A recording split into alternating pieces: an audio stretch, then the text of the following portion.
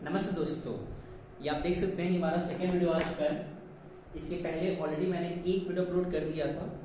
ये हमारा एक नया प्लेलिस्ट है क्लास 12 बिजनेस स्टडीज का, जिसमें कि हम बोर्ड के अकॉर्डिंग ऑल चैप्टर्स जो हमारे पूरे सिलेबस में है उस पर टॉपिक वाइज चीजों कवर कर रहे हैं, जो कि स्ट्रिक्टली बोर्ड के अकॉर्डिंग बहुत काम की है। इसके पहले हम लोग ने चैप्टर 1 और 2 कवर किया, जो साइड में लिखा हुआ है, जिसमें हम लोग ने मैनेजमेंट के बारे में कुछ जाना, जिसको उसका डेफिनेशन में पढ़ा, उसके फीचर्स पढ़े एंड उसके हम लोग ने इंपॉर्टेंस एंड फंक्शंस देखे। चैप्टर 2 में हम लोग ने ऑल 14 प्रिंसिपल्स जो थे हेनरी फ्योल के, हमने उसको देखा एंड एफ.डब्ल्यू. टेलर के जो साइंटिफिक टेक्निक्स थे हमने उसको पढ़ा था। 7 साइंटिफिक टेक्निक्स थे। ये जो वीडियो है सेकंड वीडियो, ये हमारा बेस्ड रहेगा इन दो चैप्टर्स पे, प्लानिंग पे एंड ऑर्गेनाइजिंग पे। वो हमारा 16 मार्क्स कवर कर रहा था, ये हमारा 14 मार्क्स कवर करेगा एंड जो नीचे का हमारा है वो हमारा कवर करेगा 20 मार्क्स, तो 50 मार्क्स हो गया। बट अभी हम लोग पहले वो 16 मार्क्स पढ़ने के बाद अब डिस्कस करने जा रहे हैं 14 मार्क्स पे। बोर्ड में 14 मार्क्स कवर करते हैं दोनों चैप्टर्स मिला के, प्लानिंग एंड ऑर्गेनाइजिंग। अब जब मैंने पढ़ाया था पहले वीडियो में, जिसमें कि हमने मैनेजमेंट के फंक्शंस को सिर्फ बस देखा था, नाम पढ़ा था कि मैनेजमेंट में कौन कौन से फंक्शन परफॉर्म होते हैं, planning, organising, staffing, directing and controlling. ये सीक्वेंस में इसको आगे पीछे नहीं कर सकते हैं, इसको सीक्वेंस में बोलना होता है। तो उसमें जो सबसे पहला था प्लानिंग, हम लोग अब उस पर बात करने जा रहे हैं। Planning is the first and most important functions of management, जो कि मैनेजमेंट के प्रोसेस को इनिशिएट कर रहा है। शुरुआत ही हमारा मैनेजमेंट का जो फंक्शन है वो प्लानिंग से होता है। तो प्लानिंग पहले क्या होता है, यहां मैंने डेफिनेशन लिखा नहीं, बट बहुत बेसिक डेफिनेशन है, एग्जाम में पूछता नहीं, बट पता होना चाहिए। मैनेजमेंट में प्लानिंग का पहले क्या रोल है वो समझते हैं। आज हम अभी कहां पे हैं और कहां हमको पहुंचना है, इन दोनों के जो बीच का गैप है उसे कौन फिलअप करता है, प्लानिंग। फॉर एग्जाम्पल एक 12th का बच्चा है, वो 12th में आ तो गया, अब उसको 12th के एंडिंग में कितना परसेंटेज चाहिए वो उसके लिए प्लान शुरुआत में करता है। तो मतलब प्लानिंग क्या कर रहा है, हम अभी जहां पे हैं, where we are right now and where we want to go, उन दोनों के जो बीच का गैप है उसको फिलअप कराता है।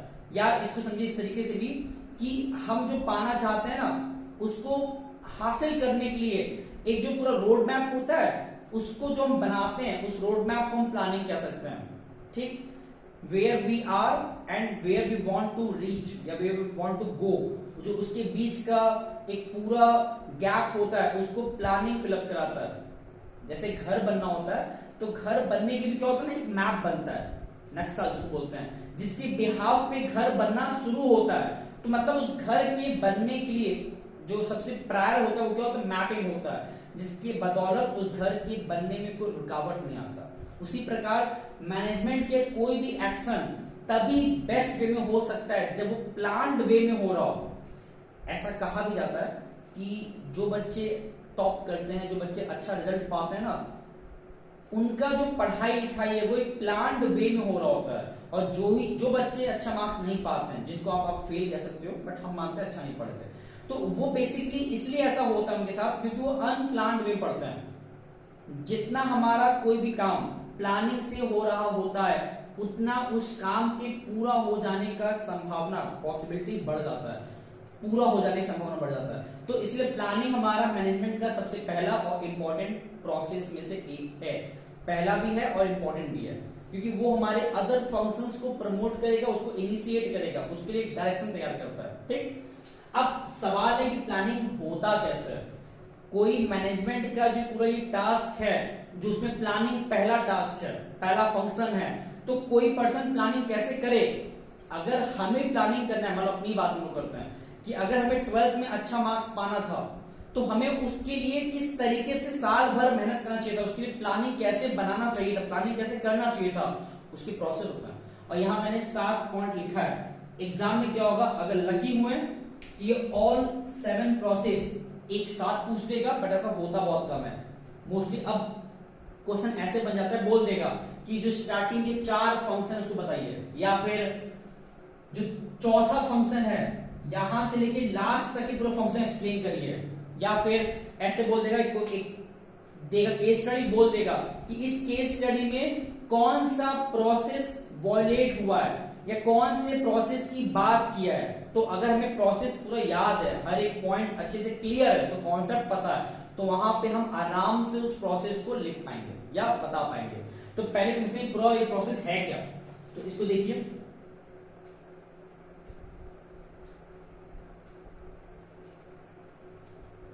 ओके, तो हमारा प्लानिंग का पहला प्रोसेस क्या है, सेटिंग ऑफ द ऑब्जेक्टिव। सबसे इंपॉर्टेंट है ये।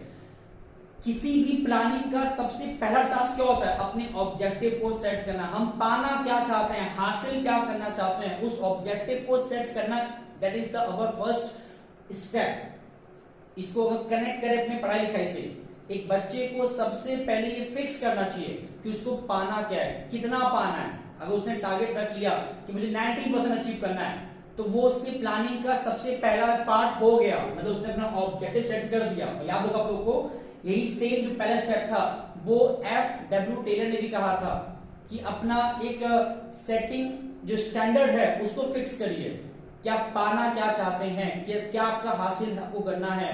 तो ये setting of the objective is the most important and the first planning process. Process का पहला पार्ट है कि ऑब्जेक्टिव के बिना प्लानिंग का कोई मतलब नहीं है। वेल प्लान्ड ऑब्जेक्टिव होना चाहिए प्लानिंग को इनिशिएट आगे बढ़ाने के लिए। मान लेते हैं हमने अपना ऑब्जेक्टिव सेट कर लिया, तो उसके बाद क्या, उसके बाद आता है डेवलपिंग द प्रेमाइसेस। अब ये थोड़ा सा हो सकता है इनफॉर्मल हो, बट हो सकता है आपके लिए बेटर होगा। एक वेब सीरीज है मनी हाइस्ट, हालांकि देखने के इंसिस्ट नहीं कर रहे, बट मैंने देखा हुआ, तो उसको थोड़ा सा बताते हैं उसका मेन थीम क्या था। उसमें मनी को, मतलब पैसे को चोरी करने की बात हो रही थी। ये स्पेन का सीरीज है, उसका हिंदी और इंग्लिश डबिंग भी है। तो उसमें ये था कि बेसिकली उनका मोटिव था कि वो बैंक लूटना है, ठीक है, मतलब उसमें सीरीज के हम बता रहे थीम क्या था। तो उसमें उनका ऑब्जेक्टिव क्लियर था कि उनको बैंक लूटना है। लेकिन अब जो उसका मेन पूरा ऑर्गेनाइजर था, मैनेजमेंट जो देखा था पूरे उस पूरे मनी हाइस्ट का, जिसका उसमें नाम प्रोफेसर था, वो पर्सन अपना ऑब्जेक्टिव सेट रखा है कि उसको बैंक लूटना है फॉर एग्जांपल, ठीक। लेकिन बैंक लूटना इतना आसान तो है नहीं, है ना। तो अब होगा क्या कि बैंक लूटने का उनका जो ऑब्जेक्टिव था, ऑब्वियस सी बात है उनको उसके लिए किसी भी कीमत पे गलती ना होने पाए, इसका बहुत ध्यान देना पड़ेगा। तब उसमें हुआ ये था ना कि जो प्रेमाइसेस है, डेवलपिंग द प्रेमाइसेस, इसका मतलब जितने भी फ्यूचर पॉसिबिलिटीज उसको पहले से एनालाइज करके उस प्लानिंग के अकॉर्डिंग एक्ट करना। मतलब हर चांसेस, हर जो भी सिचुएशंस क्रिएट हो सकते हैं उसको डीप रिसर्च करना और उस पर पहले से ही प्री प्लान होके तैयार रहना, ये भी प्लानिंग का पार्ट है। और उसमें दिखाया गया था कि उसमें बेसिकली जो प्रोफेसर थे वो हर सिचुएशन के लिए बैकअप प्लान रखे थे। मतलब फॉर एग्जांपल कि होता ना कि हम ये करेंगे तो सामने वाला कैसा रिस्पॉन्स करेगा, हम ये बोलेंगे तो वो कैसा क्या बोल सकता है, हम ये नहीं करेंगे तो वो उसके लिए कैसे रिएक्ट करेगा। मतलब एक तरीके से हमारे ऑब्जेक्टिव के अकॉर्डिंग अब हमको ये देखना पड़ता है कि हमारा जो एक्शंस है वो हमें कैसे रिस्पॉन्स करेगा। हो सकता है कि हमने अपना एक सेटअप किया ऑब्जेक्टिव और उस ऑब्जेक्टिव के अकॉर्डिंग हमने कुछ ऐसा डिसीजन लिया तो उसके कॉन्सिक्वेंसेस क्या हमारे सामने आ सकते हैं, हमको ये पहले से पता होना चाहिए। तो मतलब ऑब्जेक्टिव के अकॉर्डिंग हमको अपने प्रेमाइसेस, मतलब अपने फ्यूचर एक्शंस को भी, फ्यूचर सिचुएशंस, कंडीशंस या पॉसिबिलिटीज या अनसर्टेनिटीज को भी जानना ये बहुत जरूरी है। ये प्लानिंग का ही पार्ट है। एक होता है कि 99% पाना तो है, बट उसके लिए जो जो एफर्ट लगने होंगे हम उसके लिए तैयार नहीं है, ये कैसे चलेगा भाई। ऑब्वियस सी बात है, अगर किसी को फॉर एग्जांपल एक स्पोर्ट्स है स्विमिंग, तो अगर उस स्पोर्ट्स में स्विमिंग में उस पर्सन को एक रिकॉर्ड बनाना है, जैसे मैंने ऊपर लिखा भी है, आपको दिख नहीं पाएगा, उसमें लिखा है माइकल फिलिप्स, जिन्होंने ओलंपिक्स में नंबर ऑफ गोल्ड मेडल पाने का रिकॉर्ड रखा है। एक ही ओलंपिक में 8 गोल्ड एंड टोटल भी बहुत ज्यादा उनके पास गोल्ड मेडल्स हैं। उतना तो इंडिया नहीं पाया हुआ है जितना उनके पास अकेले के पास है।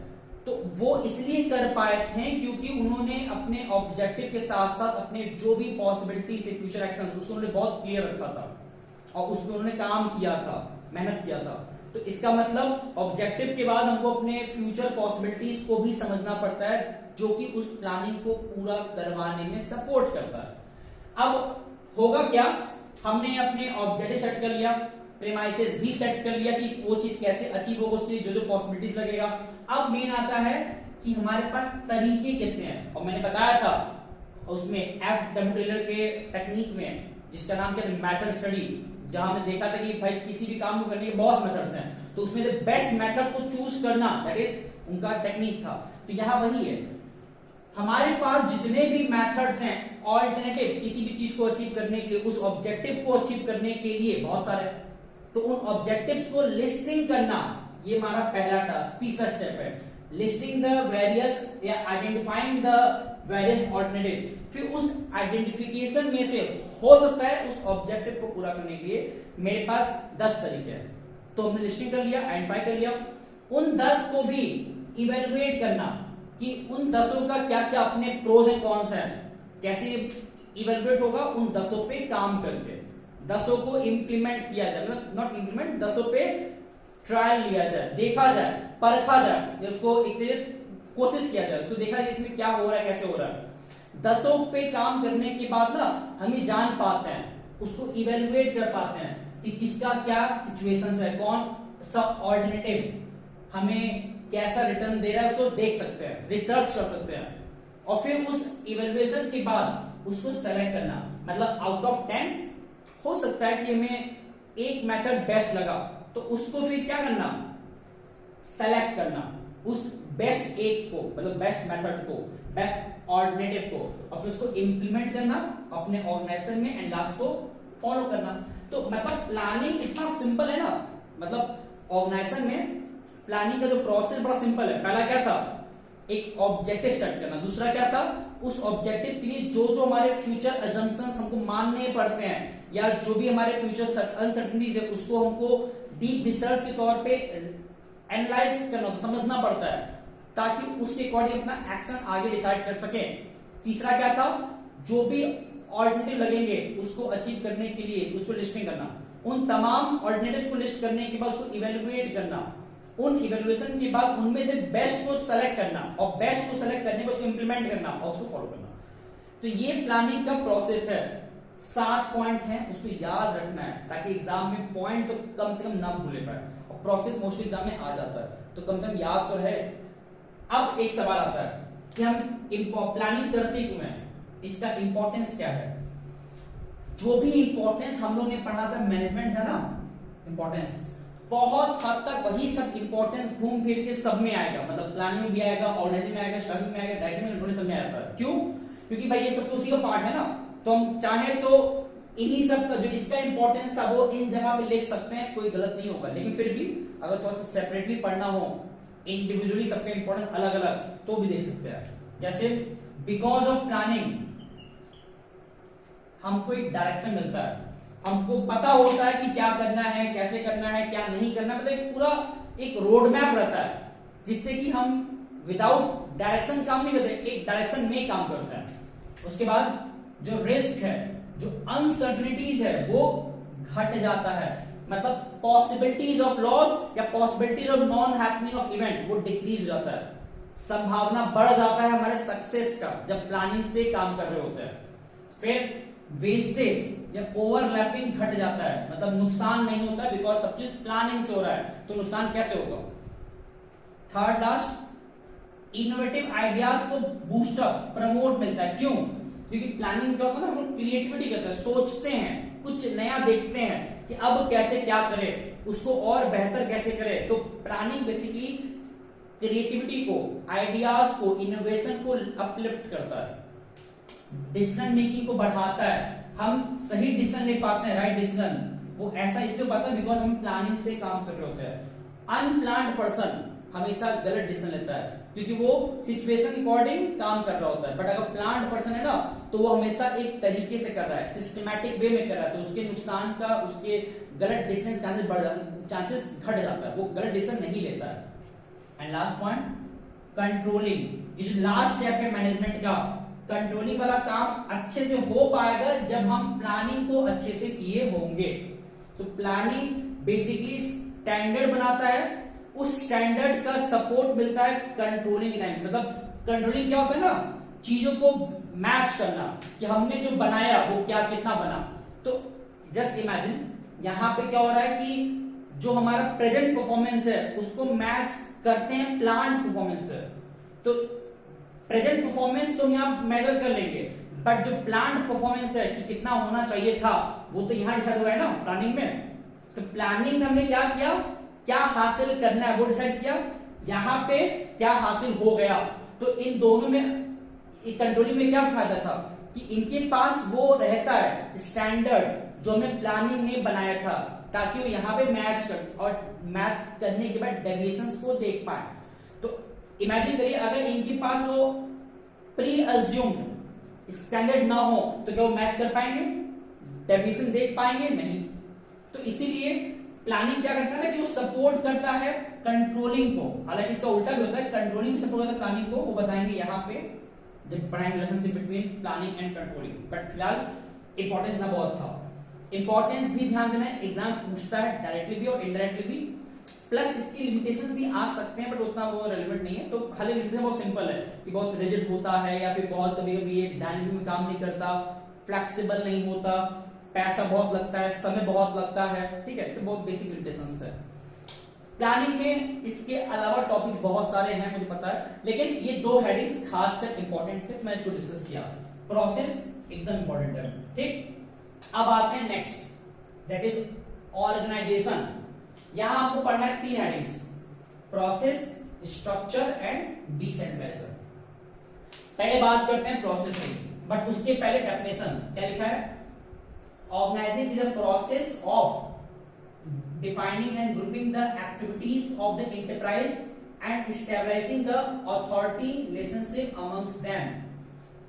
बेसिकली होता है ना, प्लानिंग की जस्ट बाद जो नेक्स्ट हमारा फंक्शन है मैनेजमेंट का वो क्या है, ऑर्गेनाइजिंग। मतलब चीजों को ऑर्गेनाइज करना, जो हमने प्लानिंग किया अब उस प्लानिंग को अचीव कराने के लिए हमको चाहिए एक ऑर्गेनाइज्ड सेटअप जिसके तहत वो प्लानिंग को हम एग्जीक्यूट आगे करने वाले हैं। इसको बेस्ट एक एग्जांपल देते हैं, जब हम लोग ने पाया था इंडिपेंडेंस 1947 में, तो उस टाइम हमारा प्लानिंग क्या था कि अब अपने देश को इंडिपेंडेंस मिल जाने के बाद बेहतर देश बनाना है, best country in the world बनाना है। ये बात अलग है कि उस टाइम हमारा देश बहुत बहुत बुरे हालात में था, बट मोटिव तो ये था ना हमारे उस टाइम के पॉलिटिशियंस लीडर्स का कि इंडिया को अब बेहतर बनाना है, ये उनका प्लानिंग था, जिसको मैंने पढ़ाया भी था इकोनॉमिक्स के इंडियन इकोनॉमी वाले चैप्टर में। जब मैंने सब्जेक्ट मैंने बताया था कि इंडिपेंडेंस के टाइम पे गवर्नमेंट ने बहुत सारे प्लानिंग किया था, जो था लॉन्ग टर्म ऑब्जेक्टिव्स, इक्विटेबल था, जीडीपी ग्रोथ था, फुल एम्प्लॉयमेंट था, मॉडर्नाइजेशन था एंड सस्टेनेबल डेवलपमेंट था, मतलब वो था सेल्फ रिलायंस था।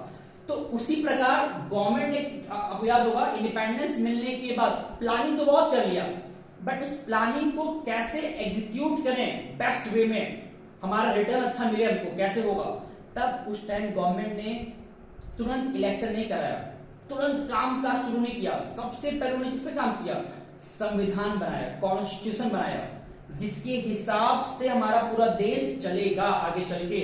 और कभी नोटिस किया आप लोग, उसी चीज को बनाने में लग गया करीब करीब 3 साल, ऑलमोस्ट 1947 से लेके 1949 तक, 26 नवंबर तक बना, उसको इंप्लीमेंट किया गया 1950 26 जनवरी को। लेकिन आप ये देख सकते हो कि हमें करीब करीब 2 साल 11 महीने आसपास लग गया संविधान बनाने में से। क्यों लग गया, क्योंकि वो जो कॉन्स्टिट्यूशन है, जो बुक है ना, by law of the book of the country, वो लॉ ऑफ द कंट्री, वो बेसिकली हमारे कंट्री को एक पूरा ऑर्गेनाइज्ड वे में सेटअप प्रोवाइड करेगा, जिसके हिसाब से हमारा देश आगे बढ़ेगा।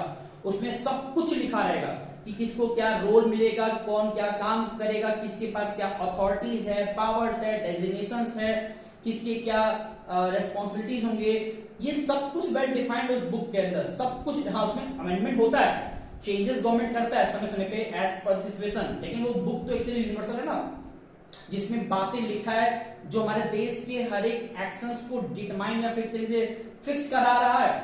तो प्लानिंग के बाद ऑर्गेनाइजिंग क्या करता है ना, वो हमारे प्लानिंग को बेहतर एक शेप देता है फिजिकल वे में। तो यहां पे क्या है, प्लानिंग ग्रुपिंग ऑर्गेनाइजिंग क्या करता है, वो एक्टिविटीज को ग्रुप करता है, मतलब हमारे इंटरप्राइज में जितने भी काम होते हैं उसको ग्रुपिंग कराता है, ग्रुपिंग करता है अंडर द सेम नेचर और व्हाटसएवर। उसके बाद वो इस्टेब्लिश करता है relationship between the authority and the subordinates, मतलब सबऑर्डिनेट्स के बीच में जो रिलेशनशिप है किन चीजों को लेके, पावर्स का एंड रेस्पॉन्सिबिलिटीज का, उसको एक अच्छा सेटअप क्रिएट करता है। कौन? ऑर्गेनाइजिंग। तो मतलब ऑर्गेनाइजिंग क्या कर रहा है, हमारे प्लानिंग को एक फिजिकल शेप दे रहा है, एक प्रॉपर एक सिस्टमैटिक स्ट्रक्चर बना रहा है जिसके तहत वो प्लानिंग अच्छे से आगे प्रोसीड होगा।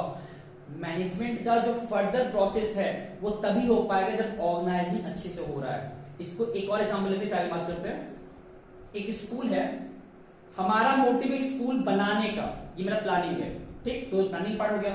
देखिए स्कूल बन जाने के बाद एक बिल्डिंग बन गया, अब उस बिल्डिंग में कौन सा रूम किसको अलॉट होगा, कौन सा फ्लोर किसके लिए रहेगा, कौन सा स्टाफ कौन से सब्जेक्ट के लिए रहेगा, या कोई पर्सन अगर कल को अपॉइंट होता है एज अ प्रिंसिपल तो उनका क्या टास्क रहेगा, कोई पर्सन अगर अपॉइंट हुआ एज अ टीचर तो उसका क्या टास्क रहेगा। तो ये सब कुछ हमने वेल डिफाइंड कर दिया ऑर्गेनाइज्ड वे में अंडर द ऑर्गेनाइज्ड स्ट्रक्चर, और वो प्लानिंग मैनेजमेंट का सेकंड स्टेप होता है। हमें आप मेन फोकस करना है ऑर्गेनाइजिंग के प्रोसेस पे, जो कि 4 होता है। क्या क्या लिखा हुआ है, और ये जो प्रोसेस है ना, ये बेसिकली डेफिनेशन में ही आ गया था, अगर ध्यान दिया आप लोगों ने कि जो डेफिनेशन ऑर्गेनाइजिंग का है वो ही बेसिकली उसका प्रोसेस भी है। क्या क्या लिखा है, आइडेंटिफाई करना एंड वर्क को डिवाइड करना, ये सबसे इंपॉर्टेंट टास्क है। किसी भी मैनेजमेंट की प्रोसेस के दौरान, प्लानिंग के बाद हमें देखना पड़ता है कि काम कितना है, उस वर्क को ऑर्गेनाइज करना, डिस्ट्रीब्यूट करना, पहले आइडेंटिफाई करना, उसके बाद उसको डिस्ट्रीब्यूट करना, डिवाइड करना स्मॉल स्मॉल फ्रेगमेंटेड पार्ट्स में, क्योंकि ऑब्वियस बात है हर कोई सारा काम नहीं कर सकता है, तुम्हें काम बांटना ही पड़ता है। उसके बाद ग्रुपिंग करना, बांटने के बाद भी देखना कि ग्रुप कैसे बनाए, सिमिलर नेचर का होता नहीं है। एक मान लेते हैं असेंबली हॉल में हमने कहा कि सारे बच्चे आ जाए असेंबली हॉल में, अब हो सकता है उसमें स्कूल में हर क्लास के बच्चे थे 1 से लेकर 12 तक, तो जब मैंने बुलाया तो सारे बच्चे आ तो गए बट वो सारे बच्चे अनऑर्गेनाइज वे में खड़े हैं हॉल में, तो उसमें आइडेंटिफाई कर पाना कि कौन सा बच्चा किस क्लास का है, ये बड़ा मुश्किल रहेगा ना। बट इफ इन केस हमने अनाउंसमेंट कर दिया कि भाई सारे बच्चे जो क्लास 1 के हैं वो यहाँ ऐसे खड़े हो जाए इस ट्रैक पे, फिर क्लास 2 के, फिर क्लास 3 के, वो एक लाइन बना ले किस तरीके से वर्टिकली, तो इससे ये होगा कि मुझे पता रहेगा कि हाँ इस ट्रैक में इसी क्लास के बच्चे बैठे हैं, इस ट्रैक में इस क्लास के बच्चे बैठे हैं या खड़े हैं। तो ये दिखा रहा है कि हमने ऑर्गेनाइज कर दिया, मतलब वो ग्रुपिंग किया, और ग्रुपिंग पहले डिस्ट्रीब्यूट किया, बांट दिया, उसके बाद ग्रुपिंग कर दिया सेम नेचर को एक साथ, और उसके बाद उनको हमने डिपार्टमेंट वाइज बांटा और फिर उनको ड्यूटीज प्रोवाइड कर दिया, असाइनमेंट ऑफ ड्यूटीज, मतलब कौन क्या टास्क करेगा, किसके पास क्या जिम्मेदारियां रहेंगी, वो भी ऑर्गेनाइजेशन का ही पार्ट है। मतलब हमने क्या किया, ऑर्गेनाइजेशन के ही टाइम पे डिसाइड कर दिया कि किसको क्या काम दिया जाएगा। अभी काम दे दिया कि ऐसा नहीं है, काम दिया जाएगा वो तो यहाँ पे होगा स्टाफिंग के बाद, कि जब वहां पे लोग आ जाएंगे, स्टाफिंग मतलब क्या होता है, लोगों को रिक्रूट करना, ऑर्गेनाइजेशन में लेके आना, तो जब लोग आ जाते हैं तो उसके बाद उनको काम दे दिया जाएगा। बट जस्ट इमेजिन ऑर्गेनाइजेशन में कोई पर्सन आ गया, उसके बाद हम सोचे किसको क्या काम दिया जाए, ये सही तरीका है या फिर पहले से पता रहे कि किसको क्या काम देना है उसके बाद उसको बुलाया जाए, क्या बेहतर रहेगा? आई बिलीव सेकंड बेहतर रहेगा, सेकंड वाला। क्यों? सेकंड वाले में क्या है, हमें पता है किसको क्या काम सौंपना है, बस पर्सन आ जाए काम करना शुरू कर देगा। एक घर में मान लो कुछ रिपेयर होना है, ठीक है, तो हमें अगर पता रहेगा कि घर में 4 जगह रिपेयर कहां कराना है, उसके बाद हम बुलाएंगे एक लेबर को, तो वो ज्यादा इफेक्टिव है। लेकिन अगर हमने गलती ये कर दिया कि लेबर पहले बुला दिए हैं, अब घर में खोज रहे हैं कहां कहां उससे काम करवाना है, तो ये बहुत मुश्किल हो जाएगा, वेस्टेज होगा पैसे का भी, वेस्टेज होगा टाइम का भी। तो समझदारी क्या है कि ड्यूटीज असाइन पहले से रहे, ताकि जब वो पर्सन आए तो उसको हम पूरा काम ऑन द स्पॉट सौंप दें। जैसे अगर मान लेते हैं कि एक पर्सन स्कूल में ज्वाइन किया, उसके ज्वाइन करते ही उसको विद इन 1 डे सब बता दिया जाएगा, भाई आपकी ये काम है, देख लीजिए अगले दिन से या उसी दिन से देख लीजिए आप। मतलब ये नहीं कि उसको स्कूल सोचना पड़ रहा है भाई ये पर्सन आते हुए काम क्या दे, नहीं, वो स्कूल के पास पहले से पता होता है कि अगर ये टीचर आता है तो इनको ये काम सौंपा जाएगा, और वो टीचर भी तुरंत काम करना शुरू कर देता है। ये सब इसलिए हो रहा है बिकॉज स्कूल एक ऑर्गेनाइज्ड वे में काम करता है, वहां पे सब कुछ पहले से फिक्स्ड है। एंड लास्ट पॉइंट सबसे important, establishing the reporting relationship, मतलब वहां पे कौन किसको रिपोर्ट करेगा, कौन किसके अंडर काम करेगा, कौन किसके साथ रहेगा, कौन किसके मतलब कोऑर्डिनेशन में रहेगा, ये सब कुछ पहले से क्या होता है, फिक्स। मतलब वहां पे हर एक का एक प्रॉपर एक होता है, एक रिलेशनशिप बना होता है, उसको फॉर्मल भी कह सकते हैं, इनफॉर्मल भी कह सकते हैं। तो ये प्रॉपर जो बना होता है ना, ये ऑर्गेनाइजिंग का ही पार्ट है। मतलब ऑर्गेनाइजिंग हमारे ये सब कुछ कराता है कि उसमें काम को आइडेंटिफाई कराता है, उसको डिवाइड कराता है, उसके बाद उसको ग्रुपिंग कराता है, उसके बाद उसको ड्यूटीज को असाइन कराता है, एंड लास्ट में रिपोर्टिंग रिलेशनशिप बनाता है between the subordinate and the superior. ये प्रोसेस को भी याद रखना है बिकॉज एग्जाम में प्रोसेस एग्जाम में आ जाता है, ठीक है। ये तुम्हारा प्रोसेस था। अब आता है, इसका मैंने इंपॉर्टेंस लिखा नहीं है, इसका मैंने इंपॉर्टेंस लिखा था बट मैंने इसका इंपॉर्टेंस नहीं लिखा है, तो आप देख सकते हैं उतना खास नहीं है। अब एक बार पहले इसको रीड करिए स्ट्रक्चर को।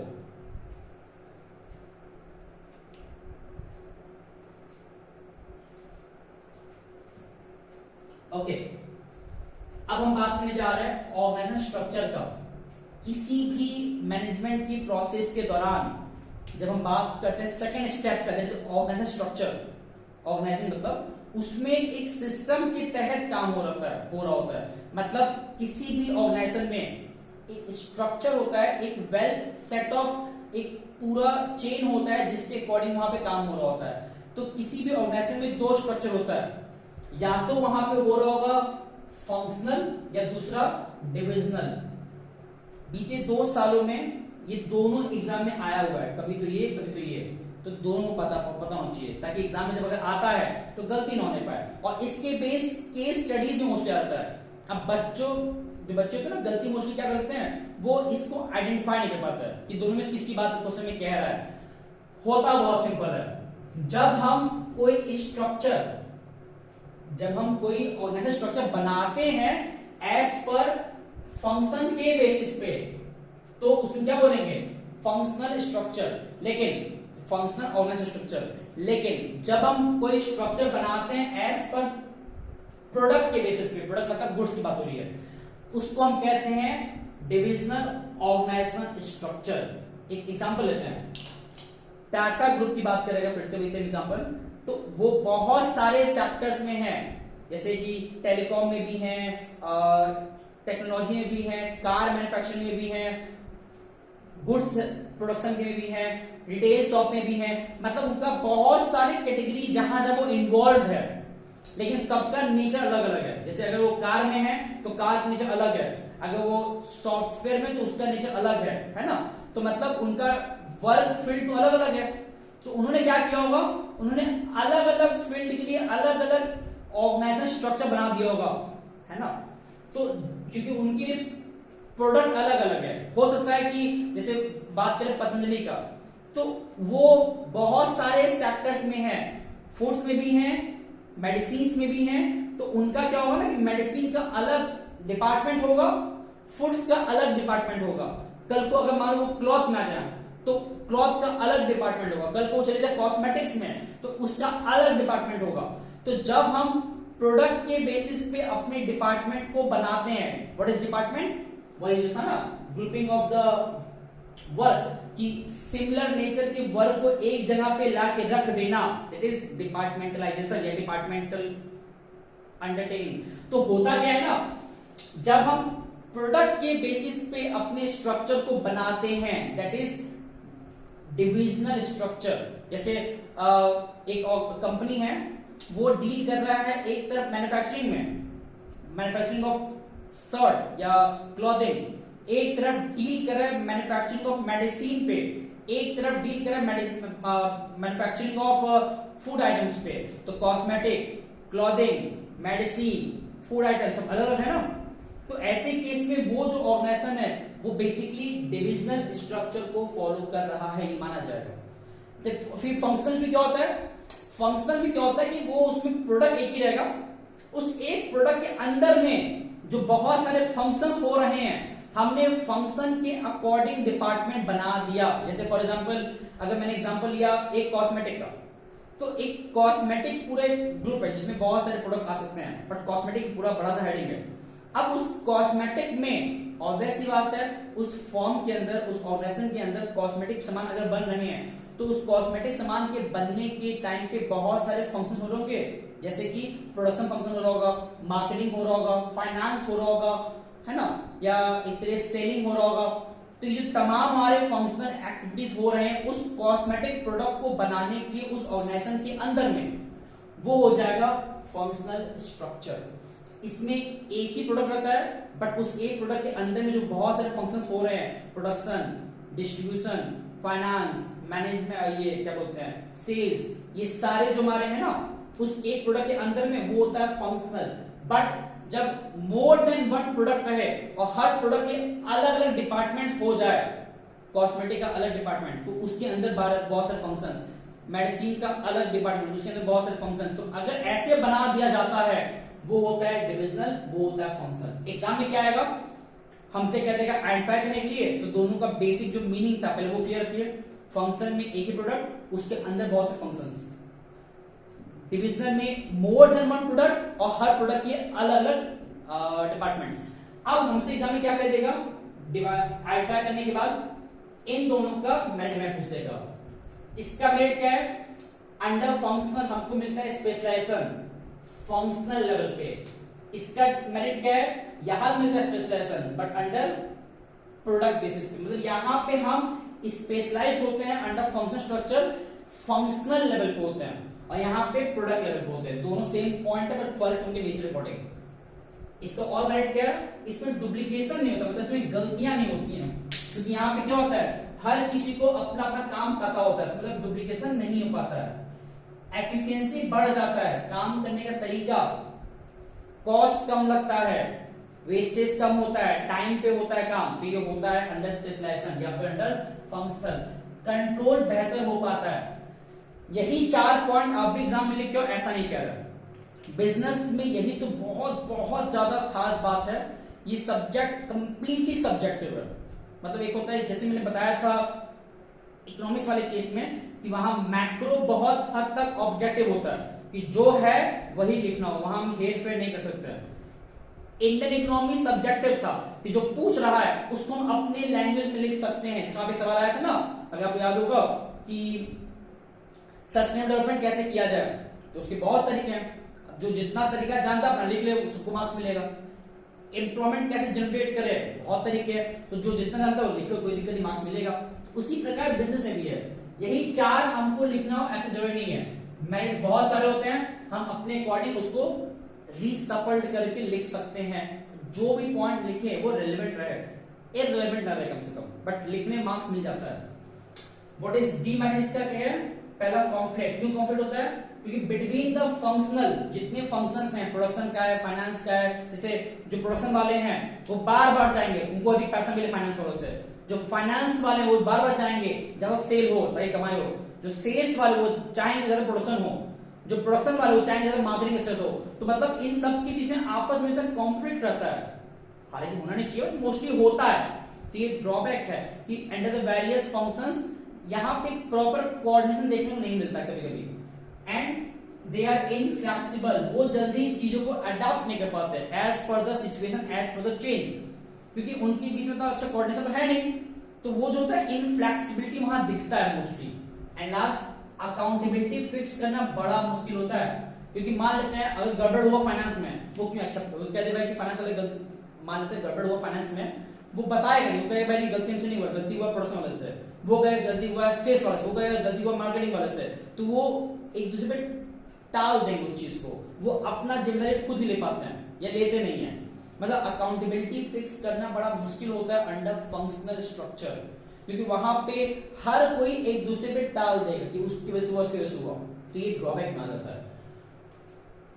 डिविजनल का मेरिट क्या है, यहाँ पे अकाउंटेबिलिटी फिक्स हो पाता है। क्यों हो पाता है फिक्स, क्योंकि ऑब्वियस सी बात है, मान लेते हैं प्रोडक्ट वाइज बटा हुआ है, गलती किसी एक जगह पे हुआ तो हमें पता है कि इस डिविजनल स्ट्रक्चर में ही गलती हुआ है। फॉर एग्जांपल हमारे पास अगर 4 एरियाज थे, कॉस्मेटिक का, फूडिंग का, क्लॉथिंग का एंड एक एग्जाम्पल ले सकता है, fooding, clothing, manufacturing and technology का दे सकते हैं कोई गैजेट वाइज। तो अब इमेजिन करिए अगर कुछ गड़बड़ होता है कॉस्मेटिक में, तो क्या जो मैनेजमेंट का हेड है वो डांटेगा उनको जो कॉस्मेटिक वाले? नहीं, वो डांटेगा सिर्फ जहां पे गड़बड़ हुआ है। तो मतलब कहने क्या है, अंडर डिविजनल स्ट्रक्चर ऑर्गेनाइजेशनल क्या होता है ना कि वो अकाउंटेबिलिटी फिक्स कर पाता है, कौन जिम्मेदार है, कौन आंसरेबल है, कौन गलती कर रहा है, ये इजीली आइडेंटिफाई करना हो पाता है कब? जब डिविजनल स्ट्रक्चर होता है। इसमें हमको प्रोडक्ट वाला इस पैसा मिल पाता है, बिकॉज यहाँ पे प्रोडक्ट वाइज चीजें बटा होता है, डिपार्टमेंट बटा होता है। फिर फ्लेक्सिबिलिटी भी रहता है, चीजों को आराम से यहाँ आप कोऑर्डिनेट कर सकते हैं as per the situation, and इसमें ग्रोथ और एक्सपेंशन की पॉसिबिलिटीज ज्यादा रहती है, क्योंकि यहाँ पे हम स्केल अप कर रहे हैं लार्ज स्केल पे, अपने को डाइवर्सिफाइड कर रहे हैं डिफरेंट एरियाज में। यहाँ पे एक ही काम, एक ही प्रोडक्ट में डील कर रहे हैं, यहाँ पे मोर देन वन प्रोडक्ट में डील कर रहे होते हैं। अब आते हैं डीमेरिट्स पे। इसका डीमेरिट क्या क्या है? कुछ है, ये आपस में भी लड़ते हैं। यहाँ पे तो कॉन्फ्लिक्ट था अंडर फंक्शनल लेवल पे, यहाँ पे कॉन्फ्लिक्ट होता है अंडर डिपार्टमेंट लेवल पे, क्योंकि यहाँ पे डिपार्टमेंट्स हैं प्रोडक्ट वाइज, है ना, जान सकते हैं क्या प्रोडक्ट वाइज जो डिपार्टमेंट बहुत सारे बन जाते हैं उनमें कॉन्फ्लिक्ट होता है। कॉस्टली मतलब पैसा अच्छा खासा लगता है, एंड बहुत बार वो लोग सेल्फिश होता है, मतलब वो इग्नोर्स ऑर्गेनाइजेशन इंटरेस्ट, वो जो बड़ा सा ऑर्गेनाइजेशन का मेन इंटरेस्ट को ध्यान देते नहीं है, वो सिर्फ अपने ही प्रोडक्ट तक लिमिटेड हो जाता है सर। मतलब अगर वहां पे एक बड़ा सा ऑर्गेनाइजेशन है, वहां पे अगर 4 जना इतने जना वो डील हो रहा है ना, तो उनको फर्क नहीं पड़ता कि पूरा ऑर्गेनाइजेशन में क्या चल रहा है, उनको मतलब सिर्फ अपने इस एक डिपार्टमेंट से वो सिर्फ इतने तक कॉन्सेंट्रिक रहेंगे। जैसे यहाँ पे था ना कि वो लोग भी एक तरीके से सिर्फ अपने ही फंक्शंस पे ध्यान देते हैं, उनको दूसरों से फर्क नहीं पड़ता। बस यहाँ पे भी है कि वो अपने डिपार्टमेंट का ध्यान देंगे, ना कि पूरे ऑर्गेनाइजेशन का। होता है ना स्कूल में क्या होता है कि अगर 2 क्लास है, माने तो सेक्शन ए सेक्शन बी, तो सेक्शन ए का जो टीचर है या जो बच्चे हैं वो सेक्शन बी में कौन क्या कर रहा है, लड़ रहा है, झगड़ रहा है, उसको कोई फर्क नहीं पड़ता, वहां जाते भी नहीं है। क्यों बोलता भाई मेरी क्लास है ना, अपने क्लास मतलब होते हैं वो लोग। तो ये दिखाता है कि भाई स्कूल में क्या होता है, जब डिपार्टमेंट वाइज बढ़ जाता है चीजें ना, तो बहुत बार वो इग्नोरेंस होता है, उनको फर्क नहीं पड़ता है बगल में क्या हो रही है। जबकि बात अलग है, वो दोनों क्लास स्कूल का ही पार्ट है, तो दोनों जगह पे सही तरीके से काम होना चाहिए। बट वो लोग माइंड कैसे काम करता है कि वो सब अपने क्लास तक माइंड को रखते हैं। एक घर में भी होता है कि भाई मेरे रूम में क्या हो रहा है वहां देखते हैं, पूरे घर में कभी ध्यान देते ही नहीं है। ये एक ड्रॉबैक में आता है। तो डिविजनल और फंक्शनल इन दोनों के बेसिक अप्रोच, उसका मेरिट एंड डीमेरिट, इस पे ध्यान देना है, ये एग्जाम में आता है। Last heading that is decentralisation. जब भी हम बनाते हैं ऑर्गेनाइजेशन स्ट्रक्चर, तो उसमें एक टर्म आता है डेलीगेशन, कि पावर्स को बांटना, लोगों के बीच में डिस्ट्रीब्यूट करना, ये बड़ा इंपॉर्टेंट टास्क होता है। ठीक, अब ये जो हमारा कॉन्सेप्ट है स्ट्रक्चर में पावर्स को डिस्ट्रीब्यूट करना, डेलीगेट करना, वो होता है 3 लेवल्स पे। उसके एलिमेंट होते हैं, क्या क्या होते हैं? पहला होता है ये क्या बोलते हैं, अथॉरिटी, रेस्पॉन्सिबिलिटी एंड अकाउंटेबिलिटी, जो मैंने बताया था शुरुआत में भी। अथॉरिटी क्या होता है? पावर्स, जिसके बदौलत कोई काम किया जा सकता है। What is responsibility? Obligation to do that work, कि आप उसके लिए पावर मिल तो गया, बट आप जिम्मेदारी ले ही नहीं रहे हो काम करने के लिए, तो ये भी क्या है, मुश्किल है। तो किसी भी काम को करने के लिए पहले पावर चाहिए, फिर आपको रेस्पॉन्सिबल भी बनाया जाए कि आप उसके लिए जिम्मेदार रहोगे, और फिर अगर कल को आप काम नहीं कर पाते हो तो आपको उसके लिए आंसरेबल होना पड़ेगा, जवाब देना पड़ेगा क्यों नहीं हो पाया, तो वो अकाउंटेबिलिटी होता है। तो ये तो डेलीगेशन के 3 एलिमेंट्स थे। अगर एग्जाम में आता है तो उसको पढ़ लीजिएगा। हालांकि अब डेलीगेशन जब पढ़ते हैं उसमें क्या होता है, अल्टीमेटली पावर्स को बांटने की बात होती है, डिस्ट्रीब्यूट करने की बात होती है, इसको बोलते हैं डिसेंट्रलाइजेशन। तो इसलिए हमको डिसेंट्रलाइजेशन के इंपॉर्टेंस एग्जाम में पूछ दी जाते हैं। मीनिंग बहुत सिंपल है, एग्जाम में अगर पूछता है डेलीगेशन या डिसेंट्रलाइजेशन, तो अप्रोच लगभग सेम है, दोनों में बात वही हो रहा है कि पावर्स को डेलीगेट किया जा रहा है, काम को बांटा जा रहा है लोगों के बीच में या अपने एम्प्लॉयज सबऑर्डिनेट्स के बीच में। तो बांटने से हो क्या रहा है, क्या क्या फायदा है? सेंट्रलाइजेशन से अलग है। सेंट्रलाइजेशन में क्या था कि पावर्स किसी एक के हाथ या कुछ लोगों के हाथ में था, बट अंडर डिसेंट्रलाइजेशन बट जाता है, लोगों के बीच में डिस्ट्रीब्यूट कर दिया जाता है। तो इसकी इंपॉर्टेंस क्या है? कोई ऑर्गेनाइजेशन क्यों पावर्स को डिस्ट्रीब्यूट करता है अमंग्स द ऑल, इसके पीछे कारण क्या है? बहुत सिंपल है। पहला, ताकि कंट्रोल अच्छे से किया जा सके सबके ऊपर। जब सब में पावर बांटा जाएगा ना, तो अब हम इजिली हर एक को कंट्रोल कर सकते हैं, बिकॉज हम तो फ्री हो गए पावर काम को बांट के, तो अब इजिली हम सबको ध्यान दे पाएंगे कौन कैसे क्या कर रहा है। उसके बाद डिसीजन फास्ट ले पाएंगे, बिकॉज हमारा जो टास्क है अब वो खुद काम करने का नहीं है, हमने काम को सौंप दिया है, तो अब जो काम कर रहा है उसको आइडेंटिफाई करना, उसको कंट्रोल करना, मॉनिटर सुपरवाइज करना आसान पड़ता है मेरे लिए। जैसे आरबीआई क्या है, वो बहुत हद तक जो बैंकिंग सेक्टर काम का जो बांटा है बैंकों के पास, कॉमर्शियल बैंक के पास, अब उनका काम सिर्फ क्या है, कंट्रोल करना। एंड इससे हुआ है कि उनका जो डिसीजन मेकिंग वो स्ट्रांग हो गया, बिकॉज अब वो फ्री हैं, उनके पास ज्यादा वर्कलोड नहीं, तो वो डिसीजन जल्दी ले सकते हैं। उसके बाद फ्यूचर टैलेंट। अच्छा एक बात और भी था, इसका पॉइंट एक और बताते हैं इस तरीके से भी, कि अगर इमेजिन करिए कि अगर मान लेते हैं मेरे कॉलोनी में अगर लोकल गवर्नमेंट नहीं होता, हमारे संविधान में जो बनाया गया 1995 में अंडर पंचायती राज, अगर नहीं लाया गया होता लोकल गवर्नमेंट, तो होता क्या है, कुछ भी मेरे कॉलोनी में दिक्कत होगा, चाहे वो लाइट खराब है, रोड खराब है या फिर नाला खराब है, तो अब उसमें स्टेट गवर्नमेंट आके उसमें इंटरफेयर कर बहुत समय ले लेगा। But just because local government, अब यहाँ पे मेयर है, पार्षद है, हम उसको तुरंत जाके कहेंगे मेरा काम करा देगा। तो मतलब मुझे जरूरत नहीं है कि सेंट्रल गवर्नमेंट से बोले कि भाई मेरा काम देखिए आप, सेंट्रल गवर्नमेंट तो बहुत टॉप पे हो गया ना, तो वहां से पावर बटा स्टेट, स्टेट से लोकल, अब लोकल से जो पार्षद वहां होता है एरिया का हेड, उसको हम काम बोल सकते हैं। तो मतलब अब डिसीजन जल्दी होता है, बिकॉज चीजें लोअर लेवल तक आ गया है। एक क्लास के अंदर एक बच्चा लड़ाई कर रहा है अगर, तो जो मॉनिटर है ना, वो भी ऑन द स्पॉट एक्शन ले सकता है उन बच्चों पे, क्योंकि उसके पास वो पावर्स है। जस्ट बिकॉज इमेजिन करिए अगर पावर नहीं होता, तो वो बेचारा जा रहा है पहले टीचर पास, और अगर टीचर पर पावर नहीं होता वो जाएगा पहले प्रिंसिपल पास, तो ये बहुत लंबा चेन बन गया ना, तो वो डिसीजन हो चुका, बच्चे लड़ पीकर हट जाएंगे फिर। लेकिन उस लड़ाई को ऑन द स्पॉट कैसे रोका जाएगा, जब पावर लो लेवल तक रहेगा हर एक के पास, तो वो मॉनिटर भी उस लड़ाई को रोक सकता है। दैट मींस डिसीजन फास्ट हो पाता है। एंड बिकॉज ऑफ डिसेंट्रलाइजेशन हम फ्यूचर टैलेंट को क्रिएट कर पाते हैं, क्योंकि अब वही जो पर्सन डिसेंट्रलाइजेशन थ्रू पावर्स पाया है, वो भी कल को बड़े पोस्ट तक जा सकता है, अगर मैं उसको पहले से पावर देके ट्रेन कर दिया तो। नहीं देंगे तो कभी ग्रो ही नहीं कर पाएगा। थर्ड टास्क क्या है, इनिशिएट अमंग सबऑर्डिनेट। जितना हम पावर्स लोगों में बांटते हैं ना, उतना वो खुश हो जाते हैं, और इससे उनको लगता है कि हाँ हमारा मैनेजमेंट का हेड हमको भी रेस्पेक्ट कर रहा है, हमारी बात को भी वैल्यू कर रहा है। तो सबऑर्डिनेट्स जो हैं उनके इनिशिएटिव को हमने क्या किया, रिस्पेक्ट दिया। उसके बाद क्या है, facilitate growth. Because of decentralisation बहुत बार देखा गया ग्रोथ बढ़ जाता है, क्योंकि हमने क्या किया, सब कुछ अपने हाथ में लिया ना। जब सब में बांटते हैं ना, तो सबका एक टीम एफर्ट आ जाता है, और because of team effort growth बढ़ जाता है, क्योंकि उसमें क्या है कि सब अपना अपना योगदान देंगे। तो ऑब्वियस सी बात है, जहां एक पर्सन का दिमाग लग रहा था, अब बहुतों का लगेगा, तो उस चीज के अच्छे से होने का और ग्रोथ होने का चांसेस बढ़ जाता है। एंड लास्ट पॉइंट, जो टॉप लेवल लोग हैं उनके पास रिलीफ मिलता है, बर्डन कम होता है, वो और जो मेन काम है उसमें फोकस कर पाते हैं बजाय सब काम देखने के। तो ये डेलीगेशन की इंपॉर्टेंस है।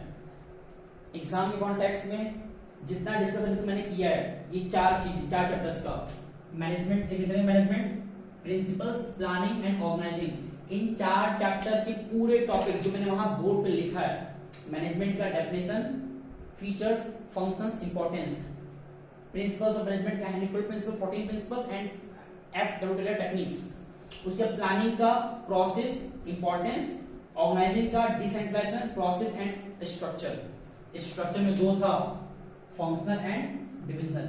तो इतना पॉइंट जरूर पढ़ना है। एग्जाम में दोबारा कह रहे हैं, केस स्टडी से डरने की दिक्कत नहीं है। अगर हम लोग ये पूरा हेडिंग पता भी रहेगा ना, तो एग्जाम में जब क्वेश्चन आता है ना, उसको फेस करना बड़ा आसान पड़ता है अगर टॉपिक पता है पहले से। तो जैसे अब हम लोग पता चल चुका है कि प्रोसेस ये चार होते हैं, अब एग्जाम में जो भी सवाल आएगा उसको हम लोग इजिली आइडेंटिफाई कर पाएंगे।